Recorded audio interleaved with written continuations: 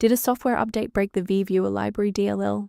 I'm Sophie Chen, a Windows system specialist. Let's fix the library mismatch and get Localized Visual Manifest running again. Before the technical guide for Vviewer Library, I've linked a maintenance resource to help stabilize your background processes. This is the Vviewer Library, a specialized video viewer component. It manages the unmanaged orchestration of video playback UI controls and facilitates the data link between the decoder and the visual renderer manifest. Understanding the file's role is a great start. Now let's look at replacing it. This problem is usually rooted in a missing graphics or compute runtime dependency. Reinstall the Microsoft DirectX end-user runtime to restore the legacy DirectX architecture, then update your graphics drivers to ensure all hardware-related files for Vviewer Library DLL are stable. In the event the error remains visible, it indicates we need to verify the environment's ability to register new shared resources. A standard restart allows the Windows bootloader to rescan your system directories and potentially recognize an unregistered Vviewer library component. Before you go, bookmark this video or click the like button.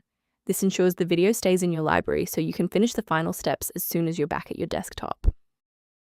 If a quick restart didn't do the trick, it's time to look deeper into the system configuration. If you need to pause the video to find your settings menu, I'll be right here. If you're still getting the missing interface error after the reboot, let's re-register the file in the System Hive. First, open Command Prompt as admin. Second, type regsvr32, followed by your file name causing the error, then hit Enter. Why are we doing this? Well, legacy interfaces require an active registry entry to be recognized by the OS. Registering the file creates the necessary pointer for the software to initialize the component.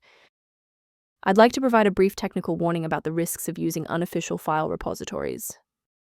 Please keep in mind that manual replacement of Vviewer Library DLL carries a high operational risk. Using unverified files can cause irreparable damage to your Windows registry and lead to total system instability.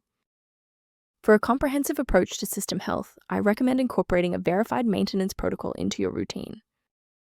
To review professional system maintenance concepts, the diagnostic kit below includes Vviewer library documentation. Thank you for trusting us with your system repair today.